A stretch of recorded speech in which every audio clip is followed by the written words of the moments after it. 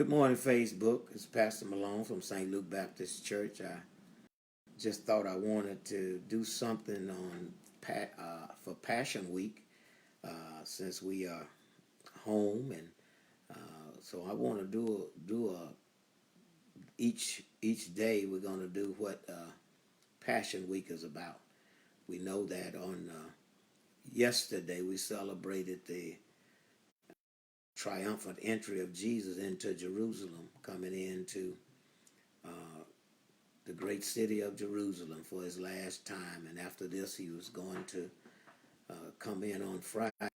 That this coming Friday is that day. But there was some activities that went on during the week that a lot of people haven't had much experience in knowing about. So I want to just share each day. I want to just share some of the things that happened to Jesus during his week to that agony of him, and a lot of things was going on. And so that Monday, and there are three events that actually recorded. Mark in the 11th chapter, verses 12 through 18, and Matthew chapter 21, verses 18 and 19 and 12 and 17. They record about the fig tree incident. Jesus had spent a long night in Bethany after Sunday, or in Jerusalem on the day that he came in on his triumphant entry. He went back to his friend's house at Mary, Martha, and Lazarus' house, and that's where he was relaxed overnight. But he got up early that morning to get back to Jerusalem to take care of some things that had to be taken care of before the Passover. And so as he gets up early, and theologians believe maybe he didn't get a chance to eat, but he saw this beautiful fig tree with these green leaves on it. And when you, in Palestine, the figs came on the tree before the leaves. So this is what made Jesus feel that there should be some some figs on the tree, because it was loaded with leaves, a beautiful green tree with leaves on it. And so he went to the tree to get some figs off of it. Up there was no figs. And so Jesus said, "No man shall eat off of you from henceforth," and walked away. And then he went on in, and then he went to the temple and found what he had cleaned the temple 3 years earlier. People sitting in there selling animals and exchanging money. That was exchanging the money in the temple. They were actually cheating the people out of the money, because they were charging these heavy fees for exchanging of the money, and of course selling the sacrifices. They was overcharging them for that. And then another incident that John records is that some Gentiles came, and they would see Jesus, and so they asked, "Sir, we would see Jesus." So these are the incidents that happened on Monday that he had to deal with. Now that evening when they came back by the fig tree was dried up. And the disciple was kind of shocked and said, "Jesus, look what happened to this fig tree." And Jesus said, I knew what was going to happen. I said that nobody will else eat from it anymore. And so Jesus just cursed the fig tree. And what that represents to the church today is that we dress up at church on Sunday and other days, and we're beautiful. We look good. We look like Christians. We look like those people that people look at you and say, "That must be a church person, because I can see the way they're dressed." But we're just looking good, and we don't have any fruit. We need to be bearing fruit all year long. We need fruit for the kingdom. How many people go a whole year, even more than that, and never invite a person to Christ, and never get to lead a person to Christ, never witness to people and lead them? We're looking like that fig tree. We're looking good, but we got to bear some fruit. We got to have fruit on us. And that's what the fig tree represents. Beautiful, but barren. Did not have any fruit on it. So let's not be that way as Christians.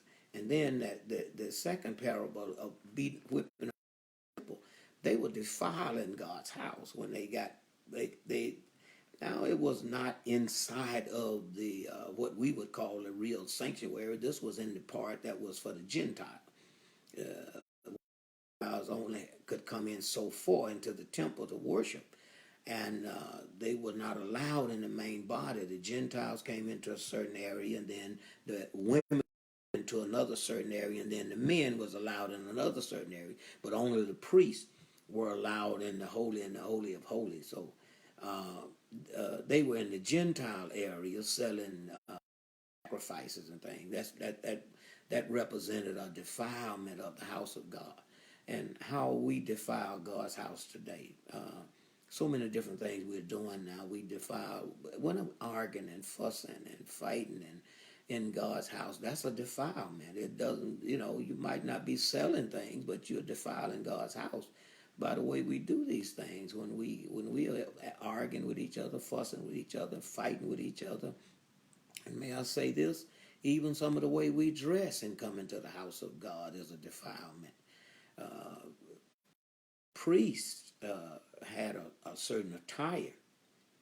When God organized the priesthood back in the Old Testament, he made Aaron a robe, and he decorated that robe. He made a beautiful robe for Aaron, and that was a holy robe that he made Aaron.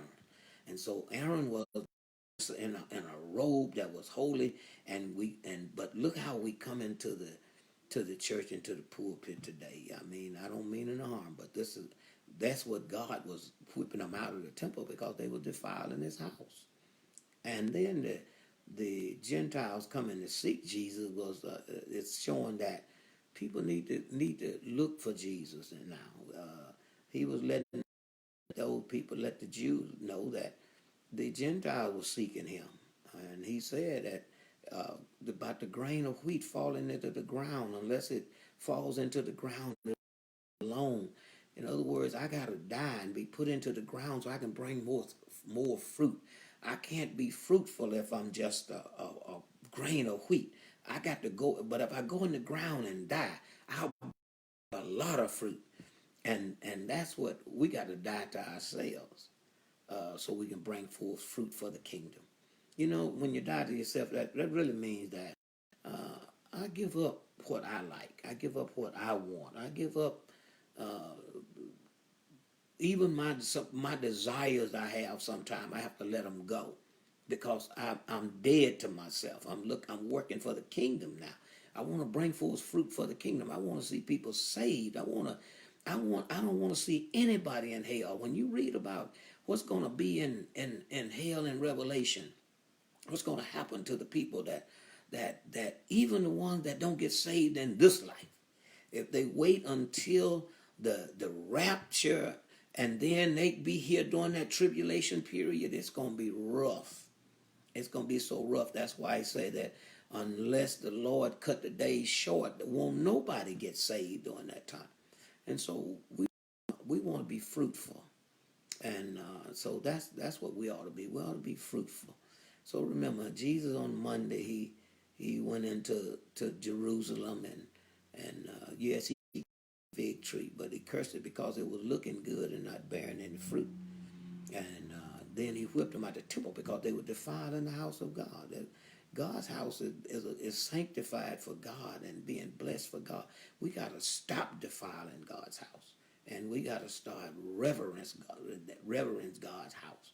And then we got to start seeking God again. We gotta want to be around Jesus. We got to want to see Jesus. We got to stop staying at home and talking about the things that what we can do at home, and we can do. We got to start seeking Jesus again. So that was Jesus had a Monday, but you talk about a day that was busy. Tuesday was a busy day.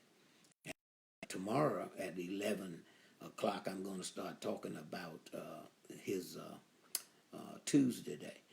Would have been on at 11 today, but I've been trying to figure out how to get on. So this is my first time. So God bless you, Pastor St. Luke Baptist Church, Rockford, Illinois. God bless you and God keep you.